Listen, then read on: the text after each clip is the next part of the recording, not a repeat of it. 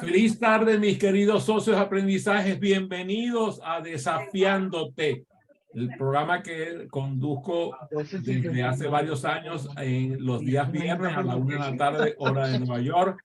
Estamos muy contentos de estar con ustedes cada semana y lograr que nosotros podamos participar en todos los eventos que tienen que ver con el quehacer y el saber de la gente. Hoy estoy muy feliz y muy contento porque tengo una invitada muy especial para mí, mi querida Lesbia Irene Luzardo de Shaek. Irene y yo nos conocemos hace muchos años, tuvimos la oportunidad de conocernos precisamente ahora que recordaba por la presencia de un oficial, un alto oficial de la Armada. Nos conocimos precisamente en un evento donde estaban una cantidad muy importante de militares de la Marina y ahí estuvimos compartiendo. Así que bienvenida, Irene, ¿cómo estás? Feliz tarde. Gracias. Igualmente, gracias a ti. Y bienvenido a todos los que nos están escuchando. Tú sabes que a mí me encanta que comencemos con la historia personal, porque tú conociste la Sugestopedia a raíz del nacimiento de tu hermoso hijo Guille, el famoso Guille. Cuéntanos un poco de cómo fue eso. Bueno, Guille hizo un cambio en mi vida. Cuando él tenía 7 años, presentó problemas de aprendizaje. Estaba estudiando en el Colegio del Peñón, Instituto Educacionales Asociados. La psicopedagoga me llama y me dice: doctora Luzardo, yo creo que Guille necesita de su ayuda. Guille está presentando problemas de lectoescritura, problemas de participar en el aula cuando se le manda el pizarrón. En ese tiempo se bloquea cuando va a hacer una suma. Y yo lo que creo, porque le hicimos la batería de exámenes y no tiene ningún problema desde el punto de vista cognitivo, pero a mí me parece que lo que a Guille le hace falta es tiempo de mamá y tiempo de papá. Tú te puedes imaginar, Adrián, que eso me estremeció. Yo en ese momento de mi vida estaba haciendo mi ascenso a titular en la Facultad de Medicina de la Universidad Central. Y eso me estremeció de tal forma que llamé a mi esposo, que trabajaba en el Hospital Pérez Carreño, y le dije: Dieter, nos tenemos que reunir, esto es urgente, Guillermo nos necesita. Y ahí comienza mi investigación. Guille estaba en clases de judo y yo estaba terminando mis exámenes de farmacología, estaba corrigiéndolos mientras él hacía la clase. Se me acercó un ejecutivo y me dijo: ya veo que usted es docente. Sí, yo soy profesora. Ya veo que usted es docente. Y le digo: sí. Me dice: ¿y usted conoce el método de sugestopedia como docente? Y yo: nada que ver, aquello me sonó a música celestial. Sugesto, ¿qué? Sí, sugestopedia. Mire, mi hijo tiene un déficit de atención y en esos momentos en Venezuela no existía esa ayuda que existe ahorita. Estamos hablando de principios a mediados de los 80. Entonces me dijo: mire, yo estoy ayudando a mi hijo con un método que se llama sugestopedia. ¿Y cómo? Entonces retiré los exámenes, nos salimos afuera y él me explicó: yo estoy a la orden, yo tengo una oficina en la avenida Victoria Liva y me queda cerca de la Universidad Central. Está a la orden todos los libros. Yo estoy inscrito en la Universidad de Iowa, en el programa de Super Learning. Al día siguiente estaba yo en la oficina de mi amigo Marcos, y él me dio todos los libros que tenía y ahí comencé yo a ser autodidacta del método de sugestopedia. Muy Y bien, eso, pero para algunas de las personas que están conectadas a esta sesión, a lo mejor ignoran qué es eso de la sugestopedia y cuáles son los principios que la rigen. la sugestopedia significa aplicación de la sugestión a la pedagogía. Y nace en Sofía, Bulgaria, con el doctor Georgi Lozanov, médico psiquiatra que ayudó a sus estudiantes a aprender inglés utilizando la sugestopedia. Él fue el que inicia, y la sugestopedia es música, la sugestopedia es relajación, es aplicar el poder que tiene uno en la voz, es utilizar los 3 tonos, es utilizar frases benéficas en positivo, es utilizar la sílaba sí para hacer la sugestión a otra persona. Y eso fue lo que hicimos mi esposo y yo con Guille. Yo escribía la frase, tú sí puedes leer en alta voz en la clase. Tú sí puedes ir al pizarrón y ejecutar las sumas que te mande la profesora. Tú eres especial, tú eres único. Y eso fue así como una varita mágica, porque los que me están escuchando, las personas que nos están escuchando, uno a veces hace el milagro, si esto se llama milagro, nosotros los padres hacemos milagro cuando combinamos 2 cosas, el amor con la parte de la investigación, de la ciencia. Muy Y a los bien. 3 meses me llamó la psicopedagoga para felicitarme. Con los resultados magníficos que obtuviste con Guille. Fíjate que nosotros por lo general pertenecemos a la tribu de los nononos. ¿Tú ¿Qué conoces la tribu significa de los no? nononos? No sé. La tribu de los nononos son lo que hemos aprendido. No se puede, no hagas esto, no. Recibimos un promedio de 500 no al día cuando somos niños. Imagínate. Y muy pocos sí. Ahora lo que estás diciendo tú es que el sí es poderoso y que debe incrementarse en el vocabulario de padres, cuidadores, maestros, de todas las personas que influyen sobre todo sobre niños y adolescentes. Estoy en lo cierto, ¿no? Sí, es Muy bien. correcto. Entonces, vamos a decir, ahora quiero que me digas cómo fue que aplicaste la sugetopedia en la educación de Guille y cómo puede un docente aplicar la sugetopedia en un aula cualquiera. Bueno, con Guille yo escribía las frases, 3 frases, y yo le decía a él, antes de conciliar el sueño, recordando que cuando vamos a conciliar el sueño, el ojo tiene movimientos oculares rápidos que se llaman MOR, y eso es una señal para saber que el cerebro es receptivo, que está en una frecuencia alfa de 10 ciclos por segundo. En esa frecuencia alfa, la sugestión se da. Entonces yo lo que hacía era leerle frases. Tú eres especial y único. Tú sí puedes leer en voz alta. Tú sí puedes hacer la suma en la pizarra. Y así él me escuchaba y todas las noches decíamos eso. Después inventábamos juegos para vencer el miedo y otras estrategias. Pero lo más importante es el poder que tiene la palabra sobre el cambio que un niño puede hacer a nivel de sus hábitos, a nivel del miedo, porque Guillermo lo que tenía era un bloqueo entre el cerebro emocional que está en el centro sistema límbico con la parte cortical, con la parte de la conciencia. Ahí había un bloqueo. Muy bien. Fíjate que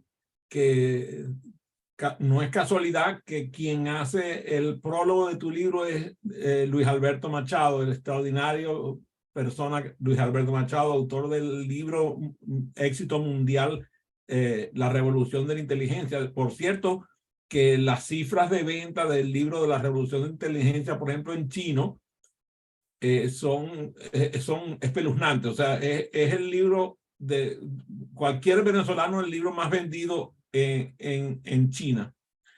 Y estamos hablando de por lo menos cientos de miles, si no, yo no puedo decir que son millones, pero por lo menos cientos de miles de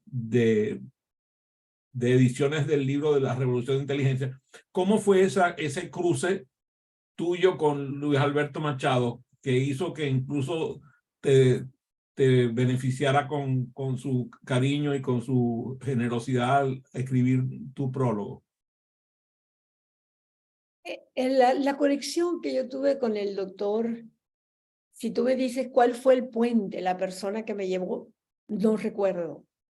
Pero cuando yo me entrevisté con él y le llevé mi libro, él me hizo varias preguntas. La primera pregunta que me dijo, bueno, usted es mamá y usted dice que este libro salvó a su hijo. Sí, salvó a mi hijo.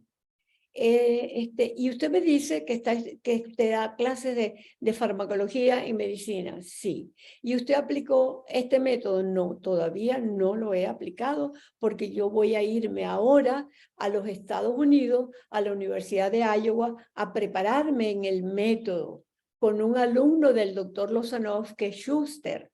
Donald Schuster. Donald Schuster. Y el doctor me dice cuánto tiempo le llevó la investigación en el Colegio del Peñón, porque el sexto grado, habían 2 secciones de sexto grado y yo trabajé con la sección A y la sección B era el control. En la sección A aplicamos la metodología y el éxito fue grande porque había discrepancias o diferencias entre los controles y el experimental. Y él se sonríe. Y entonces él me dice, bueno, doctora, yo creo que este libro es muy sentido, que este libro lo vivió usted a plenitud. Le digo, sí, doctor. Yo tengo 3 años investigando, 2 años a nivel de la escuela básica. Y después en medicina también, pero en medicina, en mis estudiantes de farmacología, que eran 500, de los cuales tomé el 10%, 50 para hacer el estudio, cuando ellos aplicaban el método les fue muy bien, tanto que en el primer parcial ellos aprobaron el examen. Y después de aprobarse el examen, en el primer examen, ellos se retiraron del grupo experimental. Porque yo trabajaba con ellos a la hora del almuerzo, de 12 a 1. Ese era el tiempo que ellos tenían. Claro, la institución no estaba comprada a la actividad y era un esfuerzo unilateral tuyo y eso hizo que fuera muy difícil que se sostuviera en el tiempo con ese grupo. Pero lo que es importante es que Luis Alberto pues le dio un respaldo a tu trabajo. Y fíjate, yo no sé si sabes que por aquí está, déjame ver si se ve en la cámara. Déjame ver si logro que mi cámara la reconozca. Si no le quito déjame quitarle el filtro para que vean, para que todo el mundo pueda ver déjame quitarle el background porque ¿se ve el libro? Sí, ahora se ve. Bueno, está un poquito borrosa las letras, no se ve Ajá, claro. déjame ver, que ahora se va a ver perfecto. Ahí Ok, está. perfecto. Este es el libro del cual estamos haciendo mención, que es el libro El arte de enseñar con clase, Tiempo para Guille. Maravilloso libro, yo lo atesoro dentro de mi biblioteca porque tiene muchas cosas que a mí me encantan y busco conocerlo cada día y revisarlo y compartir muchos de los temas con mis estudiantes. Vamos a hablar acerca de cuáles son esas técnicas específicas que se utilizan en la sujetopedia y que obtienen esos resultados que tú nos revelas como maravillosos. Bueno, yo traje aquí mi acompañante. Tienen que tener cuidado porque no vaya a ser que piensen que Dieter le anda quitando el cerebro a alguien para dártelo a ti. La sujetopedia trabaja con el hemisferio derecho. ¿Por qué el hemisferio derecho? Porque este hemisferio es el hemisferio de la imagen, es el del arte, es el de los símbolos, es del color. Y cuando yo hablo arte, estoy hablando que yo utilizo la música de compases lentos, un ciclo por segundo, como son los adagios, música lenta para que el cerebro llegue a la frecuencia alfa. Eso era lo que yo hacía con los estudiantes de medicina antes de comenzar mis clases de farmacología a las 5 de la tarde. Eran 5 minutos de relajación. Esos 5 minutos valían oro, porque el estudiante descansaba en 5 minutos y la mente estaba en una frecuencia de mayor aprendizaje. Tanto que, permítanme los que me están escuchando, modestia aparte, por primera vez en mi vida yo vi un reconocimiento que me asombró, porque las clases terminaban a las 5:45. Bueno, ahorita no tengo el reloj puesto, pero siempre ellos miraban a las 5:45 el reloj como queriendo decir, mira, termina la clase, me voy. Y para mi asombro, no miraban el reloj. Y decía yo, la clase ha concluido. Y ellos me preguntaban, doctora, ¿y qué le parece si le proponemos que nos haga un resumen con la frecuencia alfa de las palabras claves? El famoso concierto pasivo. Sí, los adagios de Albinoni, por ejemplo. Y entonces yo les hacía esa relajación y concluíamos con las palabras claves. Yo daba en ese tiempo psicofármacos, que son los fármacos que actúan a nivel de antidepresivos, para el sueño, todos estos tipos de fármacos, sean estimulantes, sean depresores, yo los daba. Y eso fue mi éxito. Mi éxito era que los estudiantes no se iban. Yo tenía que decirle al señor bueno, ya vamos a cerrar el auditorio, terminó la clase. Nos íbamos a 5 para las 6. ¡Qué maravilla! Tenían que echarlos de la clase. Mira, ¿y qué relación hay entre la sugetopedia y la memoria? Caramba, eso es una pregunta muy, muy buena.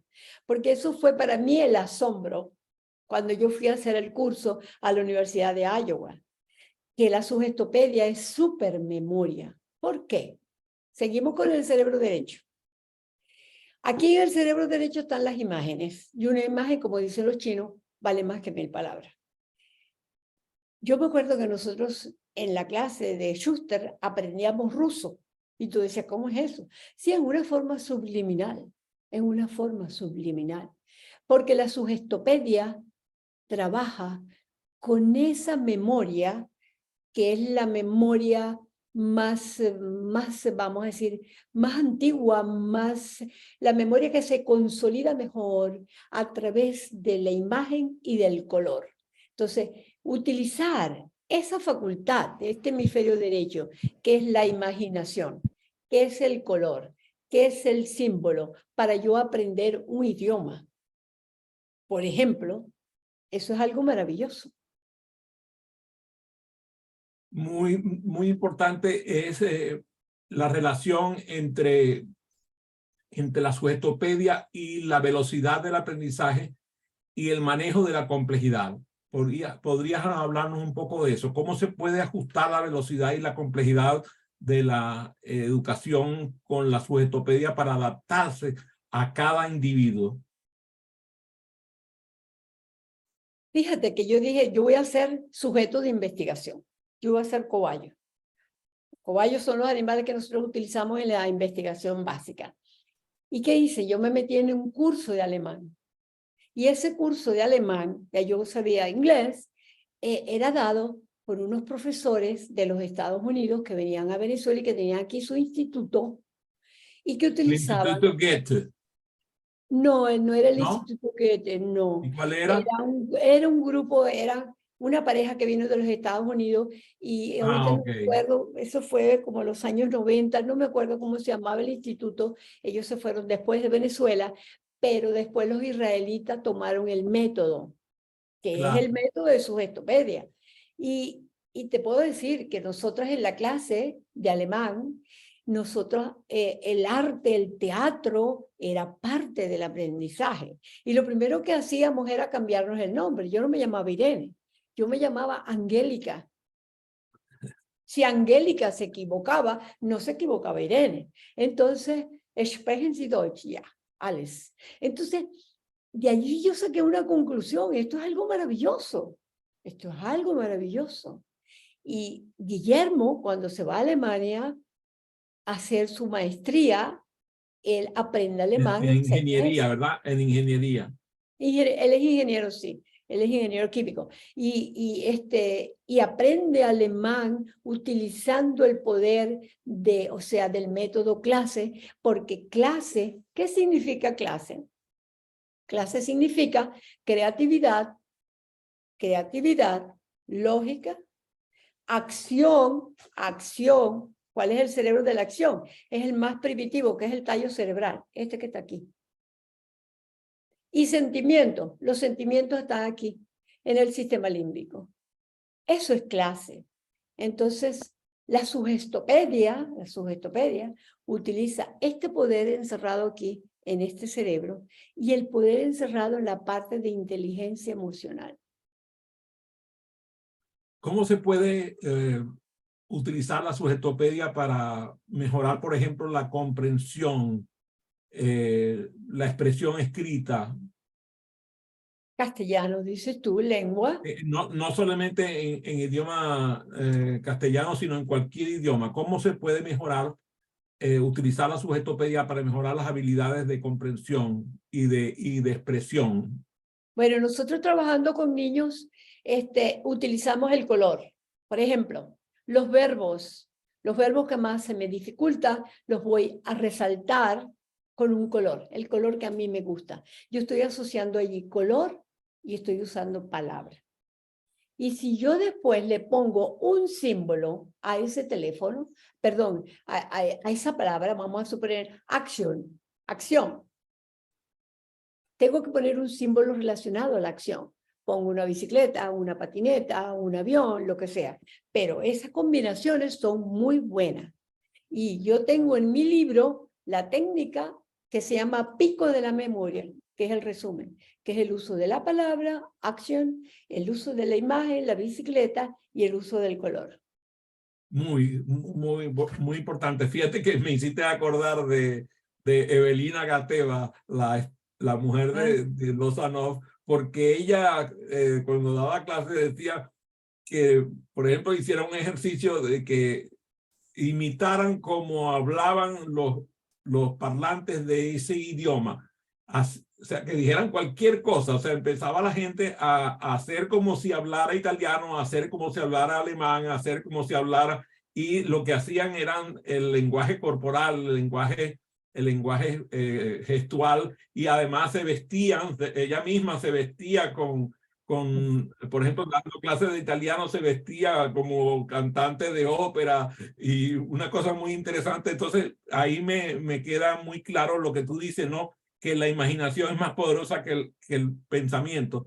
Y entonces empiezas a imaginar que hablas el idioma y al solo hacer ese ejercicio, la mente empieza a integrar los nuevos conocimientos, las nuevas habilidades, las nuevas actitudes y los nuevos valores, porque están todos relacionados con el mismo acto de aprender. Por eso te quiero preguntar, ¿cómo se puede integrar la sugestopedia con otras metodologías enormes de enseñanza? Yo diría que la base, la raíz de la sugestopedia la tienen todas las enseñanzas, porque sugestionar es comunicarse. ¿Y cuáles son los lenguajes con los cuales tú te comunicas? Yo me puedo comunicar muy bien con la palabra, pero si mi gesto, si mi lenguaje corporal no acompaña la palabra, no estoy enseñando. No estoy enseñando. Entonces, es importante, por ejemplo, yo les decía a los estudiantes de medicina, porque en ese tiempo, todavía hablando de los años 90, ellos me mandaban, eran 500 estudiantes y venían 100 grabadoras a grabarme las clases de psicofármaco. Y yo le decía, a las 100 grabadoras, qué lástima que ustedes no me pueden ver el gesto, porque yo soy gestual. Yo hablo con los ojos, yo hablo con las manos y yo estoy enseñando, porque cuando yo enseñaba los antidepresivos, me ponía depresiva en la clase, hacía como una especie de arte. Y ahora que estoy sumida en la depresión y sumida en el hueco negro y sumida en la oscuridad, ¿qué hago? ¿Qué le voy a dar al paciente? Entonces, eso se lo perdían las grabadoras. Y bueno, y en el progreso mío, de 100 pasaron a 50 grabadoras. Y después llegaron a 25 y ahí se quedaron. Pero tenía 450 estudiantes que iban al aula, que iban al auditorio. Tú sabes que en la audiencia nuestra está mi querida María Ángela Valecillo, que además estudió psicodrama y ella está gozando un La que se imperio. está riendo, Claro, se está psicodrama, la que riendo tiene porque está lente. pensando en cómo ella puede utilizar lo que ella conoce de psicodrama para utilizar la metodología de su Sujestopedia, que es maravilloso, algo que causa perfectamente bien. Claro, sí, Ahora, claro. bien, mira que a mí me pasa lo siguiente, cuando las personas hablan de un ambiente de aprendizaje óptimo, a lo mejor se imaginan los patios de la Universidad de Harvard, de la Universidad de Yale, ahorita que nombraste Iowa, ¿no? Que son, tú sabes, edificios modernos, espacios llenos de verdor. Entonces, la gente puede decir, oye, entonces quiere decir que la escuelita de pueblo, como decía el padre Vela, que queda donde termina el asfalto, no puede tener un ambiente óptimo de aprendizaje. Eso es una pregunta que vale $1.000.000. Muy bueno.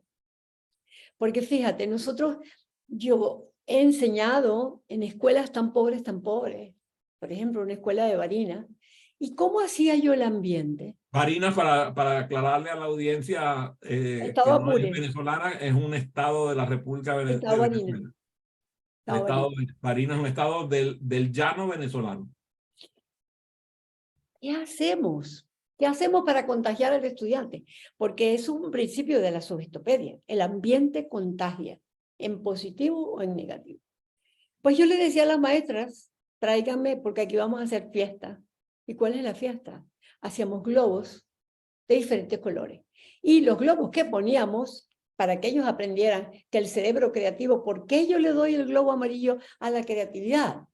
¿Por qué le doy el azul a la lógica? ¿Por qué le doy a los sentimientos el globo rojo? ¿Y por qué el verde le doy a la acción? Y solamente con los globos hacíamos nosotros el ambiente de fiesta, porque aquí en Venezuela cuando tú pones globo hay una piñata, hay una fiesta infantil. Los globos es un símbolo muy importante. Entonces, el ambiente contagia en positivo y en negativo. Muy bien, entonces un ambiente óptimo puede ser cualquiera por más humilde que tenga el espacio acá del lugar de educación. Por cierto que voy a aclararle a la gente que Irene tiene en coincidencia conmigo que es maracucha, que es de mi querida ciudad natal, Maracaibo. Por lo tanto, nosotros somos de los que decimos que no hay fiesta sin tequeños, porque los pequeños hacen la fiesta, pero Dieter nos regaña y nos dice que tenemos que evitar comer cosas que tengan fritura y queso. Pero bueno, vamos a ver si logramos que él nos perdone por lo menos un servicio de pequeño al año o algo por el estilo. Claro.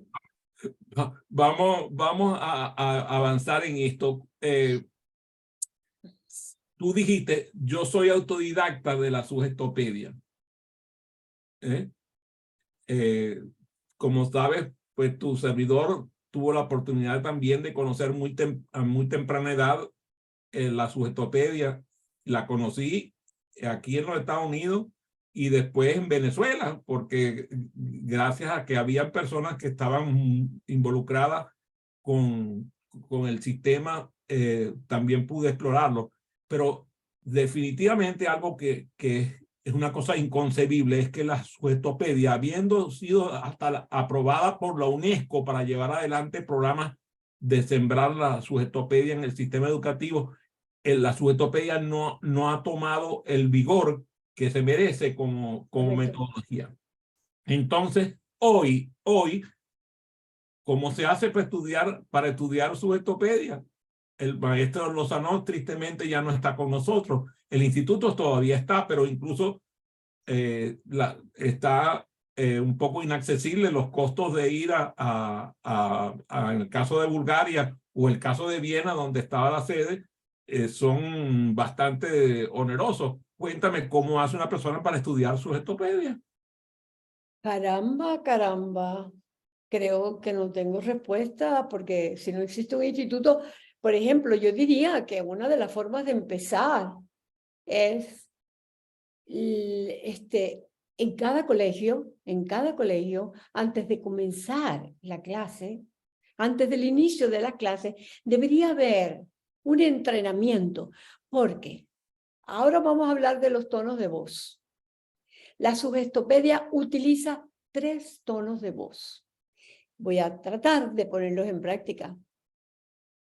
Cuando yo daba clases de farmacología, utilizaba los 3 tonos en la clase.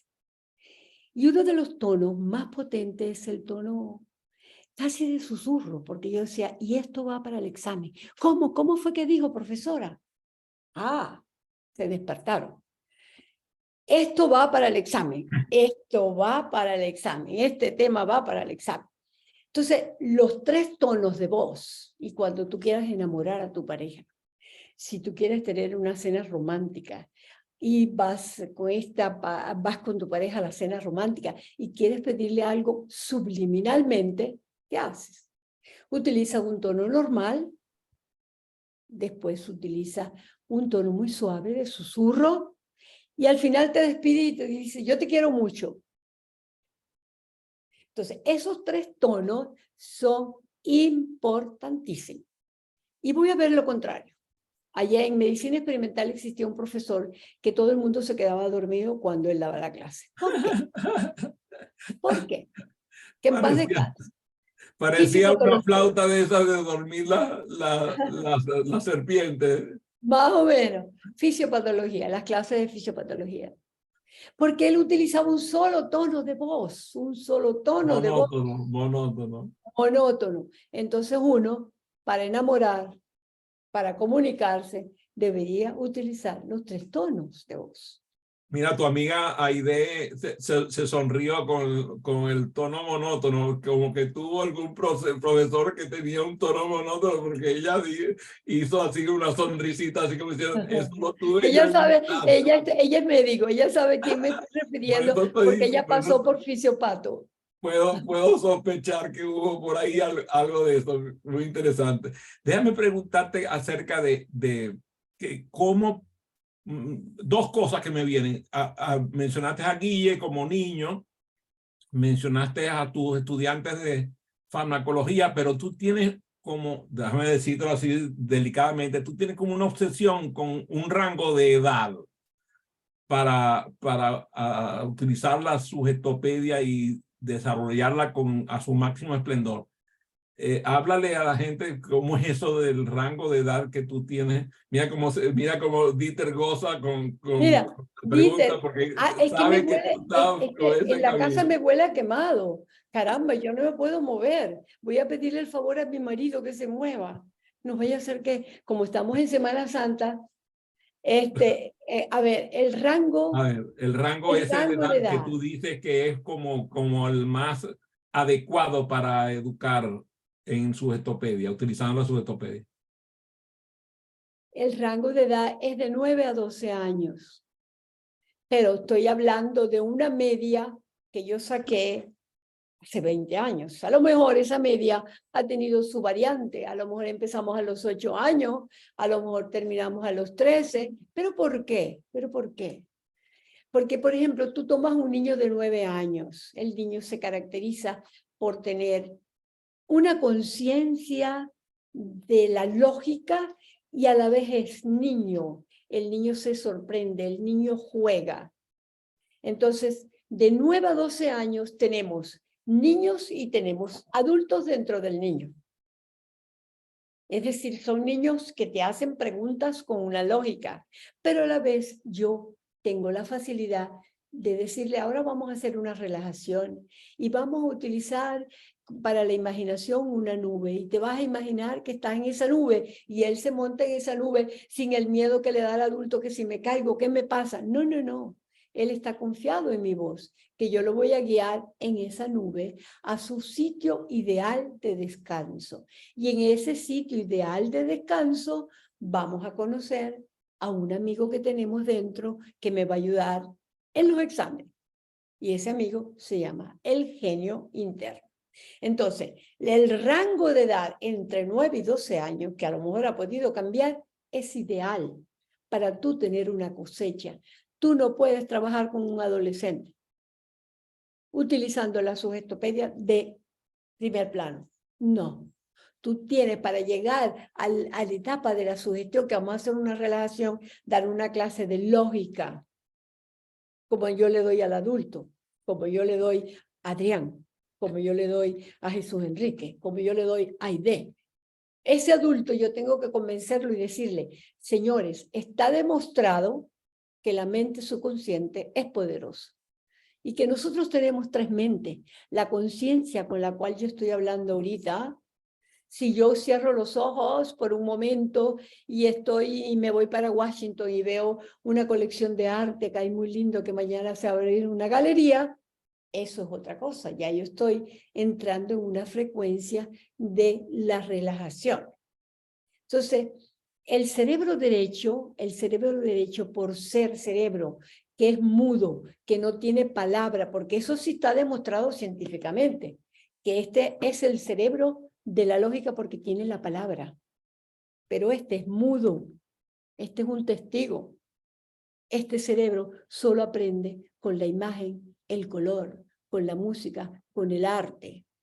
Entonces, esa edad de 9 a 12 años es el terreno propicio para uno demostrar el poder que tiene la sugestopedia.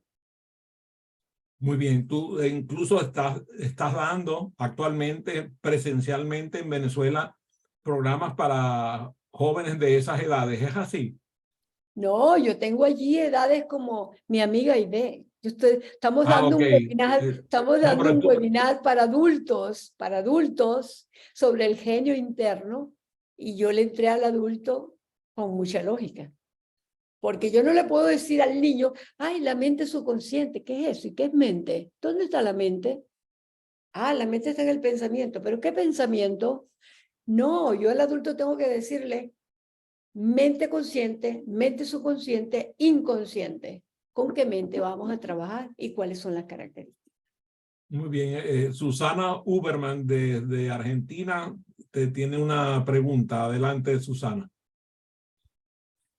Déjame ver qué pasa. No, activa tu micrófono porque no está activado, Susana. Me quedé pensando, Irene, en esto que decís, que la palabra está en el hemisferio izquierdo y que el derecho es el del arte. Ahora, yo me quedé pensando, por ejemplo, la improvisación teatral, incluso el psicodrama que hace esta compañera, el teatro, ¿no? Estos usan la palabra. Y entonces, ¿en qué hemisferio lo ubicarías? Ah, era una buena pregunta, Susana, pero es que los dos se complementan. Se complementan. O sea, claro, perfecto. Claro, perfecto. y entonces yo tengo aquí el cuerpo calloso, que es un puente grandísimo donde pasan millones y millones y millones y millones de conexiones de neuronas que comunican la palabra con la imagen. Perfecto. Muchas gracias. Bueno. Bien, bien, bien. Gracias, Susana. Gracias por Favor. tu pregunta. Por cierto, que en el cuerpo calloso, las conexiones en la mujer son mucho más abundantes que en el hombre. Por si acaso, nada más se lo digo para efectos de que se cuiden de las damas, por eso mismo. Muy No, pero bien. es que, un momentito, voy a defender a muchas damas que están conmigo. Es que nosotros nacemos por naturaleza. Tenemos que hacer multitask, tenemos que hacer muchos trabajos a la vez. La naturaleza nos hizo para ser madres, para ser profesionales, para hacer muchas cosas. Entonces, yo creo que esa es la ventaja que Papá Dios nos dio. Nos dijo, ahora la autopista tuya va a tener 20 carros y el del hombre tiene 10 carros nada más. Por eso es que yo digo que yo estoy aprendiendo a ser mujer. Pero bueno, vamos a ver qué tanto puedo avanzar. Déjame preguntarte algo que estoy seguro que les va a interesar mucho. Conozco de tu propia voz tu experiencia dentro del Consejo de la Facultad de Medicina, donde uno de los consejeros te dijo que algo así como dijo algo así a la doctora Irene, que hasta ahora la tenía por seria, porque resulta que tú estabas utilizando la Sujetopedia en el ambiente académico universitario y ellos les parecía eso hocus pocus. Entonces, la pregunta es, ¿cuáles son los desafíos que vive un docente que quiere utilizar la Sujetopedia y cómo puede superar ese desafío y cómo lo superaste tú? Bueno, eso fue un camino cuesta arriba, porque yo tuve que cambiar de la investigación básica, tuve que de la ciencia pasarme a la parte humanística. Aquí yo trabajaba con estos núcleos que están aquí, con ratas. Pero en el momento en que Guille me dice cambio y que me tengo que cambiar a la parte humanística para estudiar cómo aprende el cerebro, mi trabajo de ascenso fue suspendido. Y cuando yo hice el trabajo de ascenso nuevo, puse un nuevo método en el proceso de enseñanza-aprendizaje. Y cuando yo presenté ese trabajo para ser titular, uno de los jurados, que en paz descanse, un psiquiatra, Rizquez, dijo una palabra que usamos mucho aquí en Venezuela, que no es una vaina de dónde están las legumbres, pero lo utilizamos. Dijo, qué vaina tan buena. Ese fue el cumplido que él me dio. Esto hay que publicarlo. Porque usted se atrevió. Tenía la ventaja de que la Facultad de Medicina, Escuela Racetti, tiene un departamento de educación y ellos aceptaron mi cambio de la ciencia a la educación. Yo tenía 20 años trabajando con el cerebro y me cambié. Y lo que hice fue el cambio es cómo aprende el cerebro. Y de aquí entonces nace el nuevo método, que ahora el nuevo método se llama clase porque yo enseño con creatividad, con lógica, con sentimiento y con acción. Me queda claro. Dime, Jesús. Adelante, Jesús. Gracias, muchas gracias. De verdad que muy interesante, como siempre, Lesbia se destaca por esas características importantes de cualquier docente, como es la inducción clara, evidente del proceso de enseñanza. Fíjate, yo fui objeto, junto con mi alto mando, de esta metodología. La utilizamos en unas conferencias que nos dio Lesbia para formar equipos de trabajo. La inducción de ese comportamiento en equipos de trabajo, o sea, yo lo he utilizado en mis clases de formación de líderes, en ese proceso, pero me encuentro siempre el problema de antes de formar líderes, tienes que formar ciudadanos, porque ahí están los valores. Los valores, indudablemente, que para un individuo que va a tomar una decisión y que en lugar de ser una decisión beneficiosa para la organización, es negativa. Y si el marco de referencia de su valor es tan negativo como lo que él hace, indudablemente que la decisión para la organización es negativa. ¿Cómo tú podrías, Lesbia, de redirigir ese proceso de formación de valores, de inculcar valores para un individuo que ya tiene una formación? Caramba, yo creo que ahí, Jesús Enrique me está poniendo un aprieto, pero yo creo que ahí es muy válido el uso del poder de la sugestión positiva para hacer ese cambio. O sea, para yo inducir a esa población adulta en ese concepto de los valores, de como ciudadano pasar a ser líder, yo creo que es válida el uso de la sugestopedia. Es que la sugestopedia es mágica porque las madres nos dicen a nosotros, ay, doctor Irene, ustedes como que tienen una varita mágica. Y le digo, ¿por qué? Porque mire, ¿cómo es posible que mi niño haya cambiado en tan corto tiempo, en 20 horas de entrenamiento? ¿Cómo es posible? Le digo, no, eso no es magia. Bueno, a lo mejor utilizamos parte de la magia en acercarnos a ese niño que lo que tiene es un miedo terrible a participar en el aula, a sus exámenes, que no tiene seguridad en sí mismo, que no quiere aprender, porque no quiere aprender. ¿Pero por qué no quiere aprender? ¿Y por qué no lo motiva la maestra? Entonces, para mí la sugestopedia sí es una varita mágica. Fíjate que Jesús me hizo recordar precisamente en un contexto similar, para aclararle a la audiencia, Jesús pertenece a la Armada venezolana, un extraordinario cuerpo militar con mucho prestigio, sobre todo en la generación de la cual él formó parte. Y a nosotros nos tocó trabajar precisamente, invitados por Irene, fuimos a formar a un grupo de militares y la persona de más alta graduación estuvo totalmente molesto, aislado, realmente estaba muy disgustado con lo que estaba ocurriendo ahí, mientras que todo el resto de la oficialidad que estaban realmente pasándola bien, divirtiéndose y aprendiendo. Entonces aquí es importante lo que está diciendo Irene, de continuar. Dice una obra de teatro inglés, dice: cuando vayas a luchar por la verdad, no te pongas pantalones nuevos. O sea, a veces hay que ir a que se le vuelvan tiras los pantalones a uno porque se metió en un tema que es aguerrido para algunos. Entonces, ahora aquí vienen dos preguntas que están alineadas con eso. ¿Cuáles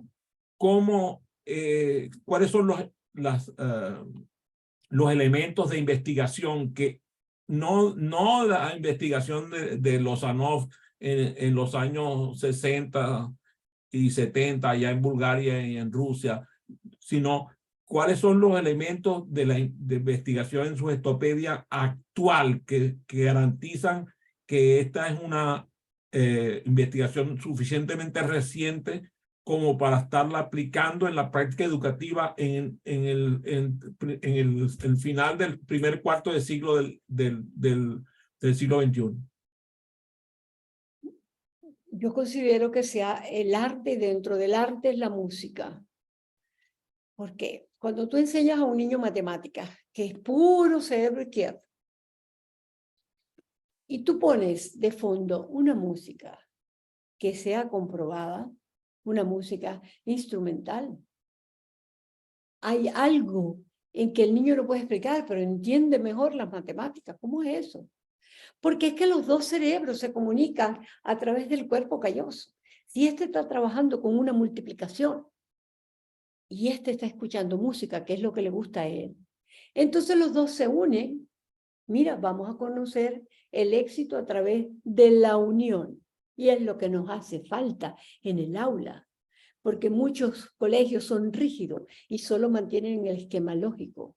Y el arte es prohibido, en cierto sentido, o sea, entre comillas. Bueno, te puedo decir, Irene, interrumpiéndote bruscamente, que aquí en los Estados Unidos acaban de suspender y creo que intentaron, no sé si lo lograron, expulsar a una docente porque mostró el David de Miguel Ángel en una clase y lo consideraron pornografía. Así que lo que acabas de decir es más grande que este edificio. O sea, a veces el arte también tiene sus detractores, por más clásico que sea. Así es, así es, así es. Fíjate, uno de los modelos que yo tengo aquí en Venezuela como colegio está en Puerto La Cruz, en Lechería, donde una docente hicimos un experimento y donde el colegio me autorizó a que se hiciera control y experimental. Una sección de primer grado va con música y la otra sección no va con música y se le va a enseñar los mismos objetivos. ¿Dónde tuvimos el éxito? En el primero, en donde utilizamos la música, porque es algo mágico. Cuando tú vas a un concierto y tú dices, me fui es que con la imaginación tú llegaste a otra galaxia con la música. Yo tuve que, para hacer el libro, para yo entrar en el arte, porque yo era científica, tuve 2 años de escuela con una profesora de la Universidad Simón Bolívar en arte. Y después tuve que meterme también a estudiar apreciación musical con un maestro Pololo Márquez, y este maestro me enseña a mí la grandiosidad que hay dentro de la música. Ay, tú quieres mover a los estudiantes. ¿Cómo puedes mover a los estudiantes? Utiliza Mahler la sinfonía el segundo movimiento de la segunda sinfonía, La Resurrección, porque Mahler es un músico especialista en emociones. Yo quiero sacudir las emociones. Y yo tuve éxito en algo que fue muy difícil para mí, que fue un encuentro en un colegio de aquí de Caracas, no voy a decir el nombre, que los 2 quinto años estaban en guerra. Los 2 quinto años que se iban a graduar. Y me llaman a mí y yo busco 2 psicólogos. ¿Y cuál fue lo que me ayudó? Me ayudó un arte marcial que yo practicamos mi esposo y yo durante 20 años, Aikido. Y me ayudó la música. Entonces tú dices, ahí está el arte. ¿Cómo haces tú para mover esas emociones de odio y de encuentro y que lleguen a hermanarse? ¿Cómo haces? ¿Cómo haces tú? Porque hay una guerra entre dos. Y la música y el arte han sido para mí los mejores compañeros a la hora de yo hacer un cambio en un aula, en un niño que tiene problemas. Utilizamos la música, utilizamos el arte. O sea, las investigaciones en ese campo siguen avanzando y están dando resultados maravillosos, muy buenos. Gracias por compartir. Vamos a ir ya culminando la entrevista, porque todo lo bueno, aunque no parezca, dura poco, ¿no? Te voy a regalar un par de preguntas adicionales que tienen que ver con cómo integrar la sujetopedia en un plan de estudios ya existente. Los primeros minutos en el aula, cuando el niño llega a un aula, si el niño viene en transporte, se ha levantado muy temprano, si hubo problemas en la casa con el desayuno, ha llegado al colegio triste, nosotros tenemos un termómetro para nuestros cursos que se llama el termómetro emocional. Cada niño en ese termómetro va a poner un pincho, a ver si puedo conseguirlo aquí. Es la maestra de las emociones. En mi libro tengo 4 maestros y la maestra de las emociones se llama Marta. Marta es la maestra que trabaja con el miedo, con la alegría, con la rabia, con la tristeza y con el amor. Entonces nosotros tenemos un termómetro y si yo llego triste, coloco mi alfiler con la cabeza roja en tristeza. Yo veo que un niño llegó con miedo, también se colocó. Y así nosotros en 15 alumnos o en 20 alumnos vemos cuál es el promedio. ¿Cuál es el promedio de los niños que vinieron con problemas? Si ese niño recibe, antes de comenzar la clase, 5 minutitos nada más de relajación, el cambio es algo increíble. Hay que hacer el experimento para demostrar el poder de la música y de la voz de la profesora, que lo va a llevar a una relajación para que él se vaya a su lugar favorito de jugar. Y juega durante 5 minutos con su imaginación. Regresa y está listo para aprender. Esa es la magia. La música ayuda al docente en la parte de su estupedia. Voy a atreverme a hacerte una pregunta que debería haber hecho ya hace un rato atrás, que tiene que ver con la virtualidad. ¿Quiere decir entonces, según tu criterio, que también en la virtualidad el uso del aprendizaje acelerado y la sujetopedia tiene cabida? Es más difícil, pero tiene cabida. Ahí se necesitan ahí se necesitan otras artes, pero tú eres maestro de eso. Tú eres maestro en el arte digitálico. Yo utilizaría un fondo musical para comenzar la entrevista. O sea que la música debe ser un acompañante, pero hay que saberla cuánto tiempo, porque no todo el tiempo va a ser música, porque el cerebro trabaja con estímulos de alfa, estímulos de frecuencia beta, como estamos ahorita nosotros, y con otros estímulos. Entonces, yo diría que para la virtualidad no soy experta, no te puedo ayudar. Solamente puedo colaborar, es decirte que a mí me parecería conveniente iniciar una entrevista con música. El inicio. Bueno, yo tengo que declararme que soy un ignorante en cualquier tema, pero les puedo decir con éxito que el uso de la música barroca en el aprendizaje virtual tiene unos resultados maravillosos y usado así de la forma que está describiendo Irene. Debe ser un abreboca primero, debe utilizarse al inicio como primera acción dentro de la experiencia de aprendizaje y después de formas esporádicas utilizarlo en otros momentos de aprendizaje maravilloso. Déjame ir cerrando esto con un par de preguntas modernas. ¿Cómo se pueden utilizar recursos visuales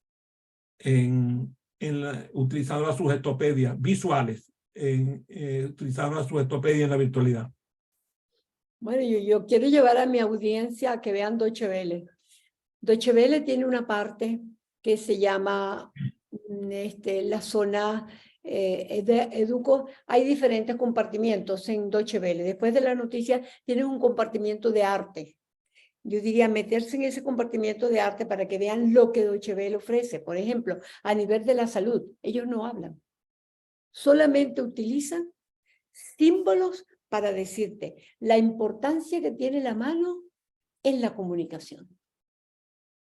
Eso lo acabamos de ver mi esposo y yo anoche y me encantó porque eso es sugestión sin hablar, solamente con símbolo, solamente con color.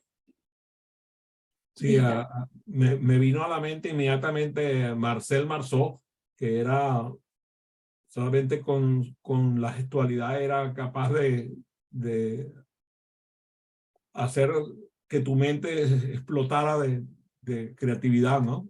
Correcto. Extraordinario.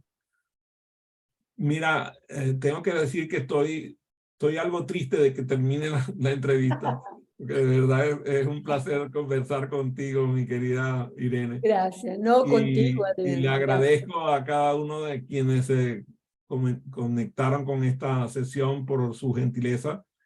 Y te invito, por favor, a dedicar este minuto para darle un mensaje a tu audiencia, mi querida Irene. Mi mensaje es que la edad no tiene barrera para el aprendizaje. Que yo a mi edad puedo comprometerme un nuevo reto y el reto es voy a aprender este idioma.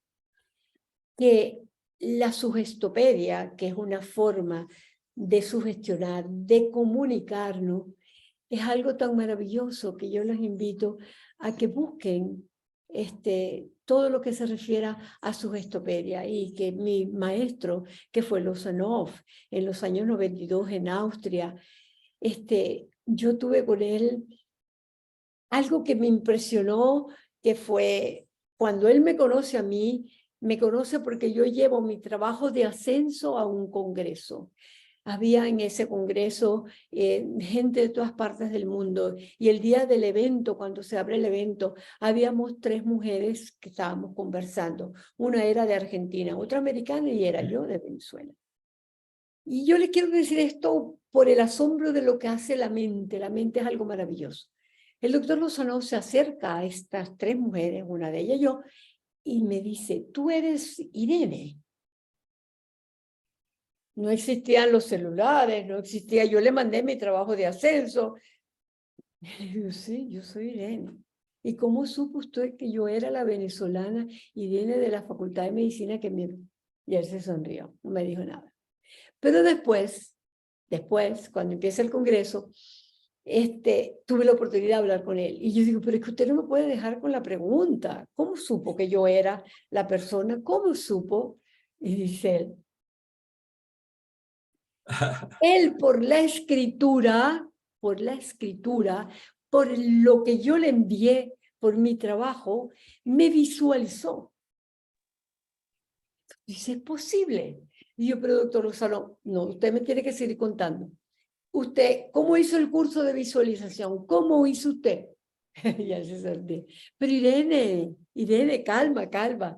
Cuando yo comencé con la sugestopedia, fui a una vidente, para que ustedes sepan, público, que en Sofía, en Bulgaria, existe la población más grande de videntes que hay en el mundo. Y él fue a casa de una vidente que estaba ciega. Y cuando él hizo una cola larga, cuando llegó, la señora le agarró la mano y le vio en la mano y le dijo, ¿por qué usted está aquí? Si usted no está aquí porque no tiene ningún problema.